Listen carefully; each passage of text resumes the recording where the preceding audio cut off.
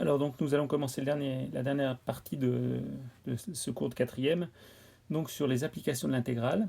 Alors pour la première partie, nous allons faire dans un premier temps l'application en ce qui concerne l'aire d'une surface plane. Alors je vous renvoie donc à votre cours qui est à la page 99 dans le polycopier de cette année. Et puis par contre je vais quand même un petit peu détailler tout ce qu'on peut avoir.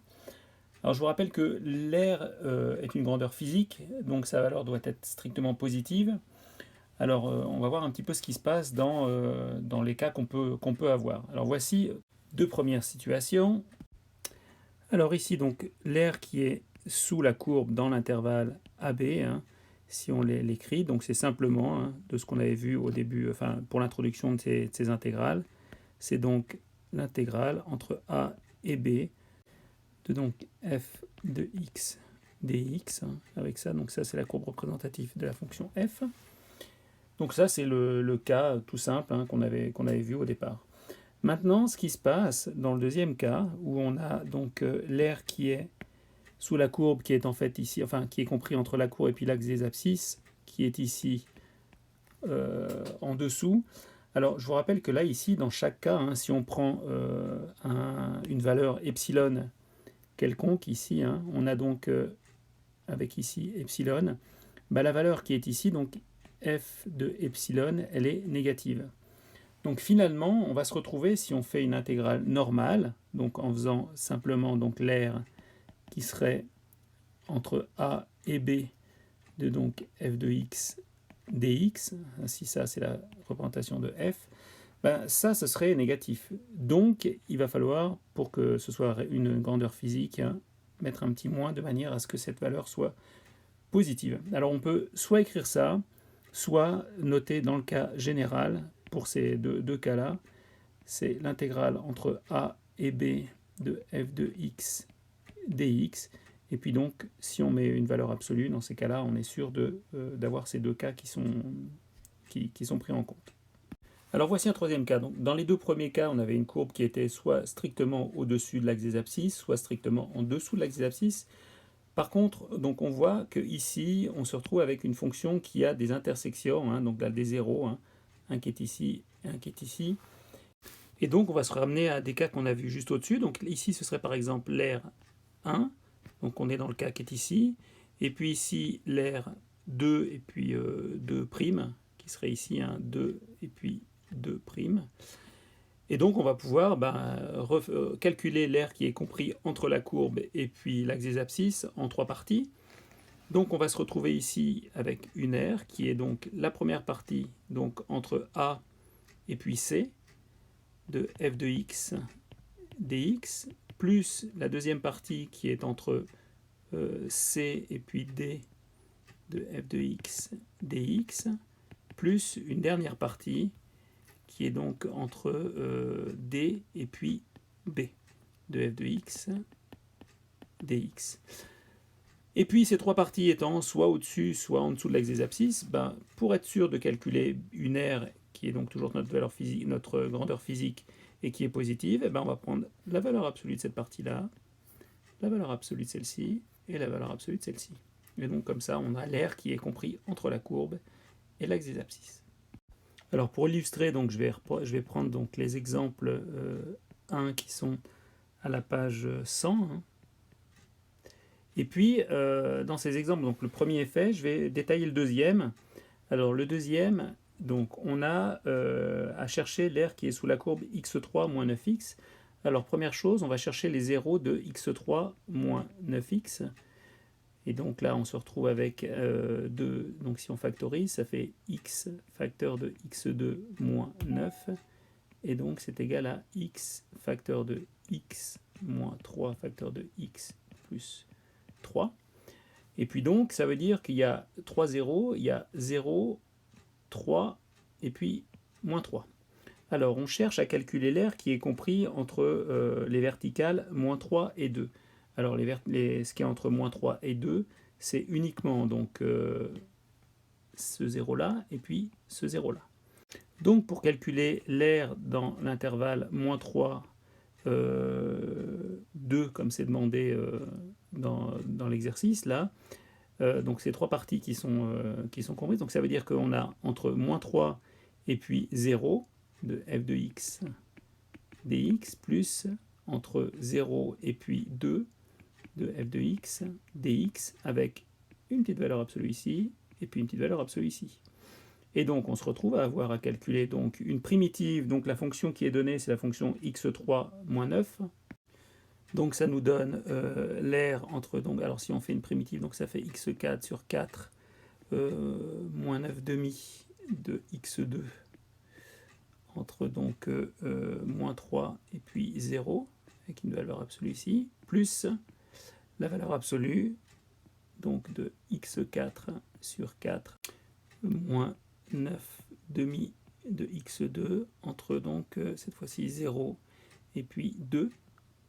Et donc si je passe à l'application numérique, donc je me retrouve avec en valeur absolue, donc la première partie, quand on remplace par 0, ça fait 0, donc moins 81 quart avec 2, ça fait 9, ça fait aussi 81, mais demi, plus l'autre partie, donc ça fait en valeur absolue, donc 16 quart, moins 9 fois 4, 36, moins 18, et puis avec 0, ça fait aussi donc moins 0, et donc on a, quand on fait l'application numérique, donc là ça fait 81 quart plus 14 et ça donne 137 quart. Donc l'air qui est compris sous la, enfin qui est comprise entre la courbe représentative de la fonction f de x qui est donc x3 moins 9x et l'axe des abscisses entre les deux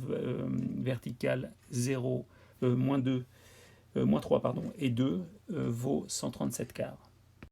Alors pour les deux autres des exemples suivants, donc l'exemple 3, l'air que vous devez calculer donc vaut 4. Et donc pour l'exemple 4, bien sûr, ça vous connaissez le résultat, mais il faudra le redémontrer. Donc l'air qui est donc d'un disque de rayon R vaut pi R carré. Alors une petite aide pour ça, en fait, il faut se rappeler que la courbe représentative donc d'un demi-cercle comme ça ici, c'est racine de R carré moins x2. Alors dernier cas traité dans l'aire d'une surface plane, c'est celui-ci. Donc qu'en est-il de l'aire d'une surface comprise entre deux courbes représentatives de deux fonctions différentes?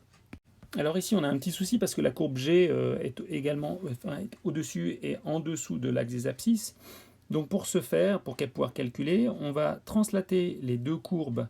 Donc au lieu de calculer l'aire qui est comprise entre f de x et g de x, on va calculer l'aire qui est comprise entre f de x plus m et puis g de x plus m. Donc une première étape consiste à déterminer les points d'intersection de ces deux courbes. Donc le point qui est ici et puis le point qui est ici. Et puis à déterminer donc l'aire. Alors finalement, si on calcule, pour faire un tout petit détail, on va se retrouver à devoir calculer l'aire qui est, alors si je prends une autre couleur, par exemple la couleur en rouge, donc si je prends l'aire qui est donc qui est sous f de x plus m, on a toute cette aire qui est ici. Et puis si on calcule maintenant l'aire qui est sous la courbe g de x, g de x moins plus m aussi, on se retrouve à calculer donc cette partie qui est ici. Et donc finalement, la partie restante correspond bien à l'aire qui est compris entre les deux courbes.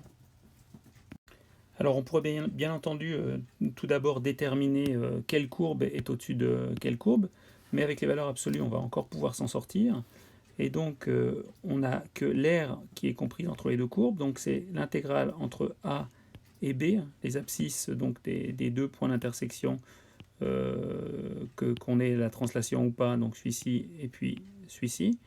Donc les deux intersections A et B, et puis donc de f de x plus m moins g de x plus m dx. Et puis lorsqu'on fait cette intégration, on s'aperçoit que on a donc f de x plus m moins g de x moins m dx, et finalement d'avoir eu recours à cette translation ne change rien du tout au résultat, puisqu'on a ça. Et donc finalement, notre R, c'est l'intégrale entre a et b de f de x moins g de x dx. Alors problème bien sûr, est-ce que c'est positif ou négatif? Eh bien c'est pas un souci, ce sera de toute façon positif, puisqu'on a recours à notre valeur absolue. Alors pareil, on va traiter donc de l'exemple 2, qui est donc cette fois-ci à la page 101. Et donc dans cet exemple, vous avez le premier qui est fait, et puis donc je vais réaliser ici le deuxième.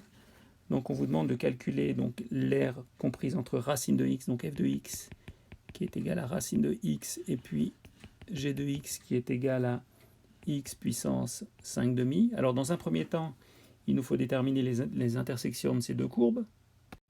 Alors on a donc x puissance 1 demi égale x puissance 5 demi.